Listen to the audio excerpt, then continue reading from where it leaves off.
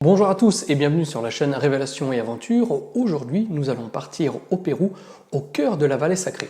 Alors la vallée sacrée du Pérou, qu'est-ce que c'est? C'est essentiellement le Machu Picchu, mais en dehors du Machu Picchu, il y a d'autres sites qui sont peut-être encore plus mystérieux que celui-ci. Des sites tels que Sacsayhuaman, Coricancha à Cusco, ou même de l'autre côté de la frontière, derrière le lac Titicaca en Bolivie, Tiwanaku et le très fameux Pumapunku avec ses blocs en forme de hache. Mais aujourd'hui, c'est sur un autre site encore que je désire vous emmener.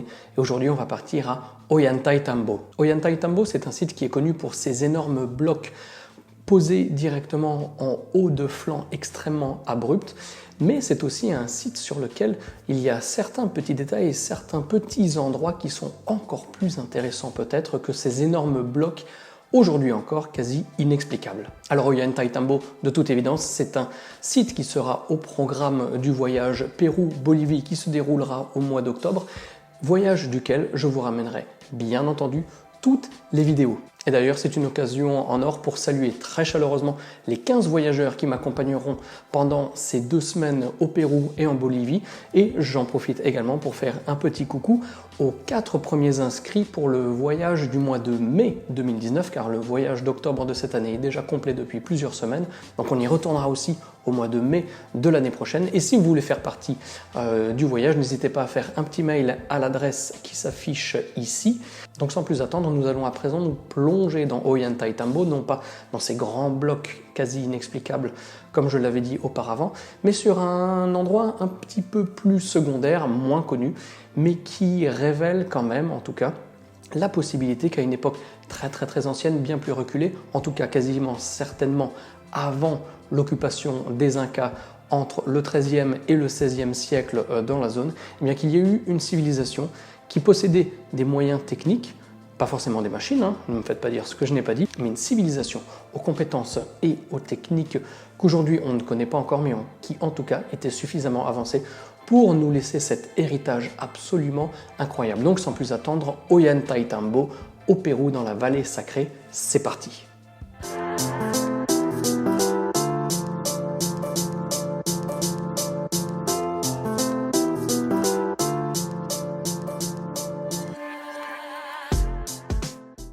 Ollantaytambo est réputé pour ses immenses blocs perdus en haut de la montagne.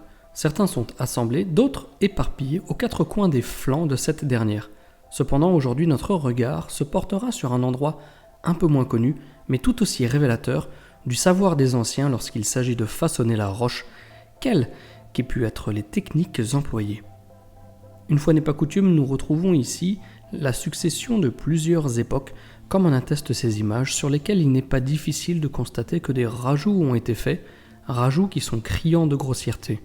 Vous me direz que c'est toujours la même chose, mais il ne faut pas perdre de vue que les occurrences sont tellement nombreuses qu'il en va du bien de toutes et tous de les relayer aussi souvent que possible. Rajouts grossiers, disais-je donc. Pourtant, tout est attribué aux Incas. Nous avons déjà vu dans une vidéo précédente les différentes civilisations qui se sont succédées au Machu Picchu. Si vous n'avez pas encore vu cette vidéo, je me permets de vous remettre le lien dans la description et dans le petit i qui s'affiche à présent à l'écran et qui est cliquable. Quel que soit le site de la vallée sacrée que nous étudions, tous sont officiellement et intégralement issus de la même période et des mêmes bâtisseurs. Cela veut dire que la période la plus large dans laquelle ces constructions viennent s'inscrire s'étend de 1230 à 1533. À l'échelle de notre histoire, nous sommes face à des réalisations extrêmement récentes qui pourtant présentent des caractéristiques étonnamment en phase avec des sites bien plus vieux. De retour à Ollantaytambo, l'évidence est criante. Outre ce mur taillé, nous avons à quelques pas de là ce que l'on appelle officiellement un autel. Toujours dans la lignée de l'approche religieuse, systématiquement embrassée lorsque nous n'avons pas d'explication rationnelle. L'on dit que le magnétisme présent à cet endroit est très élevé. Il va sans dire que lorsque nous serons sur place, au mois d'octobre, nous ne manquerons pas de mesurer tout ça et de partager avec vous sur la chaîne les ressentis de chacun. Étant donné le niveau de détérioration du bloc, on peut se demander quelle était sa taille d'origine et quel niveau atteignait la complexité des formes qui y ont été taillées.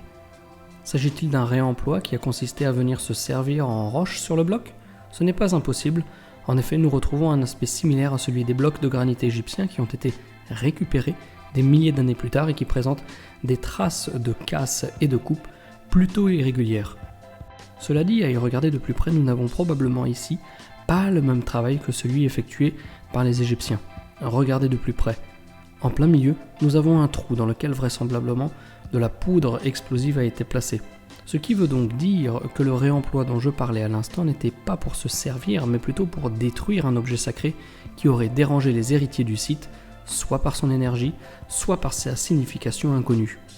À ce détail près que si l'on en croit la thèse officielle, les Incas ne maîtrisaient pas les techniques de forage, ce qui voudrait alors indiquer que le trou dans cette roche calcaire appelée la pierre bleue était soit d'origine, soit très contemporain.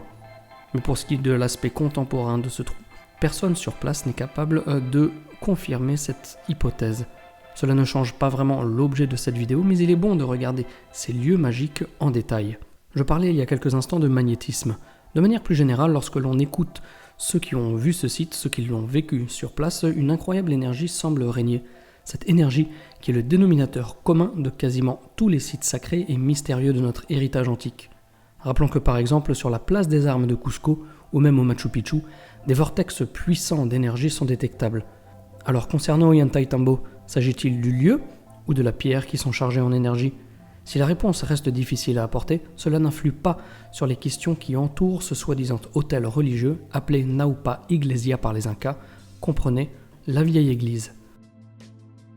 Cette vieille église présente donc des qualités de travail qui surpassent en échelle et en qualité ce qui émanait des Incas. Des alignements avec les étoiles sont aussi mentionnés.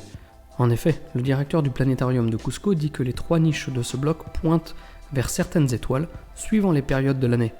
Personnellement, il s'agit d'une déclaration un peu trop vague pour qu'elle ait une réelle signification. Par contre, nous ne manquerons pas de noter la présence des 3 niches, 3 fenêtres, dont la représentation la plus connue dans la région est évidemment le temple aux 3 fenêtres du Machu Picchu. Ce site reste un réel mystère qui attire bien des théories dont l'approximation ferait rêver de nombreuses personnes en quête de lumière.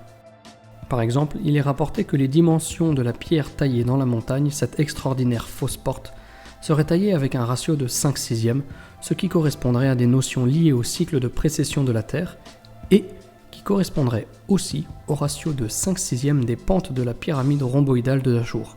Pour ce qui est de la pyramide rhomboïdale de Dashur, ces pentes mesurent 54,4 et 43,9 degrés, soit un ratio à peine supérieur à 4/5. Vous comprendrez donc que cela n'a rien à voir avec le 5/6 initialement mentionné. J'ai également entendu que les pentes des murs taillés, dont la précision est, elle, complètement indéniable, jugez plutôt. Donc je disais que j'ai aussi entendu que la pente de ces murs sont de 52 et de 60 degrés comme les 2 grandes pyramides de Gizeh. Pour Khéops, avec une pente de 51,5 degrés, je veux bien le concevoir, encore que.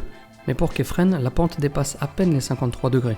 Donc là encore, on nage un petit peu dans le n'importe quoi avec des chiffres qui ne correspondent pas à la réalité.